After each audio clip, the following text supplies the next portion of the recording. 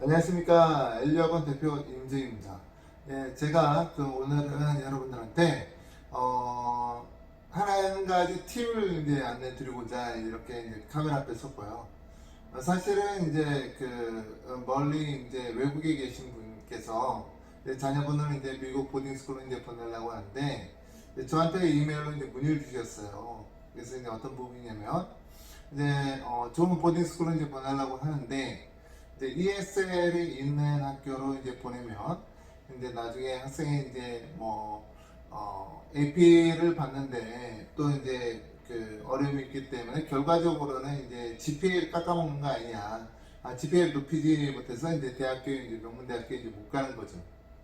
사실은 이제 그런 고민을 이제 하셨을 정도의 이제 지식이 있는 분이신데 사실 제가 왜 이렇게 카메라 앞에 섰냐면요, 많은 분들이 이 부분을 고민할 것 같아서 또 고민해야 되는 부분인데 생각을 안 하시는 분들도 있으실 것 같아서 제가 이제 제 의견을 전달해 드리고자 카메라 앞에 섰습니다. 미국에는 총 380개 이제 보딩 스쿨이 있고요.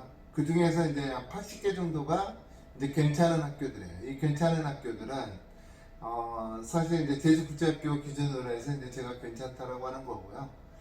좀 아카데믹한 곳들이죠. 결국 이제 미국 대학교 이제 진학하는데 전혀 문제 없다라고 하는 곳들입니다. 한 70건의 학교들도 이제 하버드 대학교 보내니까 이제 전혀 문제 없다라고 하는 거예요.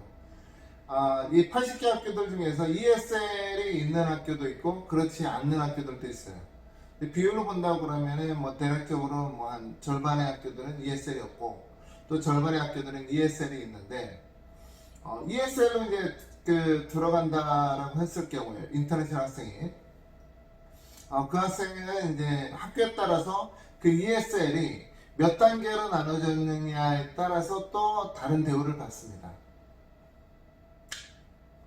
대부분의 학교들은 ESL이 이제 2단계 정도로 나눠져 있어요. 그래서 이제 그냥 영어가 좀 안 되는 학생들, 아주 안 되는 학생들은 이제 받질 않겠죠. 그 학교에서 입학 허가를 안 해주는 거고, 이제 영어가 조금 부족한 학생들이 이제 1단계. 영어가 좀 되지만은 조금 2단,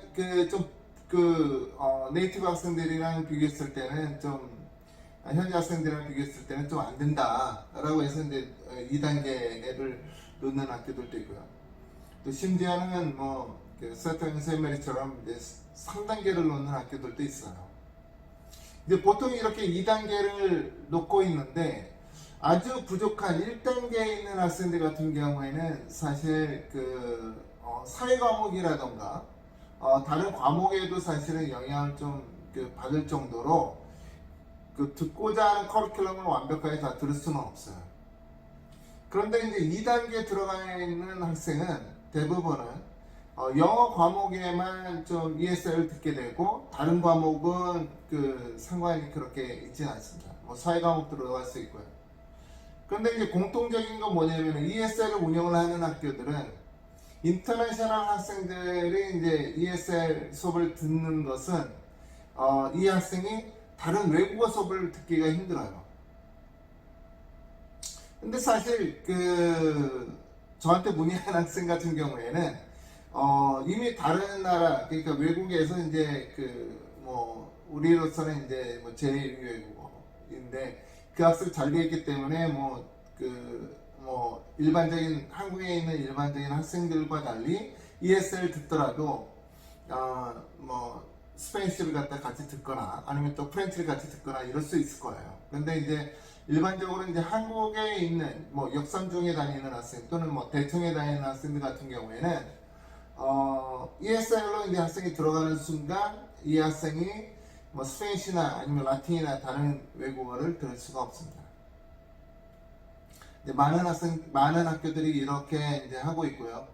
또 이제 아까 제가 말씀드린 것처럼 ESL도 이제 2단계가 있는데 그 2단계에서 이제 다소 기초적인 단계로 들어갈 경우에는 사회 과목도 못 들어가요. 일반적인 소셜 같은 경우도 이제 못 들어가고 그냥 ESL 공부한다라고 보면 되고요. 2단계에 올라가 있는 학생들, 다시 한번 말씀드리면 2단계에 올라가 있는 학생들은 뭐 소셜 과목 듣기도 하고 또는 일반 다른 수업 다 들어요. 근데 이제 다만 그 영어 과목만 ESL 듣는다라고 이제 말씀드릴 수 있어요. 자, 이게 이제 첫 번째고요. 그러면은 ESL로 들어가는 게 좋냐라는 거에 대해서, 좋냐 나쁘냐에 따라서는 이렇게 보는 게 좋아요. 미국 대학은 ESL 과목을 인정을 안 해준다라는 말도 들었을 겁니다. 네, 근데 실질적으로 그렇지는 않아요. 그러니까 이제 1년까지는 다 인정을 해주고요. 또 이제 그 고등학교에서 이제 리포트를 갖다 보내줄 때, 뭐 공립 같은 경우야 뭐 그냥 형식적으로 이렇게 보내주는 거니까 이제 뭐 상관없지만은 사립학교들 같은 경우에는 학생이 ESL을 뭐 3년간 들었다 또는 뭐 그 졸업할 때까지 ESL 들었다 뭐 그런 학생 없겠지만 그렇더라 하더라도 대학에다가 리포트를 해줄 때는 그 ESL 다 지우는 학교들도 있습니다. 근데 제가 아는 동부에 있는 한 학교만 하더라도 이 학교는 의무적으로 11학년 때까지 ESL 다 들어야 돼요, 학생이. 인터내셔널 학생들은. 뭐 예전에는 이제 토플 100점 내면은 이제 면제해주기도 했었으나 지금은 무조건 다 들어야 돼요. 하지만 이 학생이 대학교에 보내는 리포트에는 ESL이라는 문구를 찾아볼 수가 없어요. 그러면은 아까 제가 말씀드린 것처럼 ESL 듣는 학생들은 외국어 수업을 못 듣고 또 ESL 듣는 학생은 소셜도 이제 못 들을 수 있다. 사회과목 말하는 겁니다. 사회과목도 못 들을 수 있다라고 하는데 그 부분은 어떻게 됩니까? 이거는 이제 학교마다 틀려요. 지금 방금 제가 말씀드린 그 학교 같은 경우는 이 사회과목도 ESL 반이 따로 있습니다. 그래서 사회과목도 이제 ESL을 빼기 때문에 그냥 월드 히스토리 이렇게 이제 그 표기돼서 대학에다가 리포트 보내줘요. 이게 이제 어떤 의미를 주냐면은 사실은 다소 영어가 부족한 학생들만 이렇게 따로 모아놨기 때문에 학생들 입장에서는 좀 마음이 편하죠. 마음이 편하고 또 공부의 집중도도 이제 더 높일 수가 있어요. 그런데 이제 반대로 이제 뭐 어머님들 중에서는 뭐 우리 애는 뭐 ESL 안 들어도 돼. 뭐 이 학교에서 ESL 면제해줬어.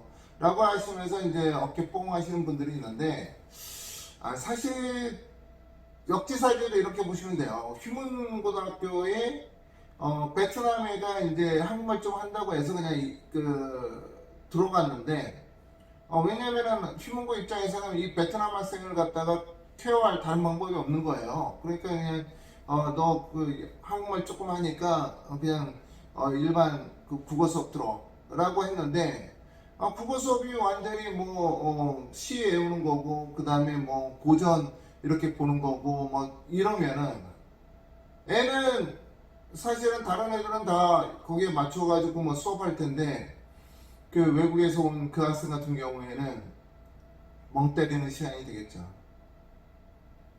그렇다고 하더라도 수업에는 문제가 없어요. 그리고 숙제를 갖다가 주는 거, 뭐 잘 이렇게 뭐 룸메이트한테 물어봐서 하면 되고. 그러면은 이제 점수도 뭐 C는 안 맞죠. C가 나온다는 것은 사실은 그 학생이 이제 불성실하기 때문에 이제 나오는 거고, 미국 같은 경우에는 대부분 다 B 이상을 주니까 이제 뭐 B 정도 맞는 거예요.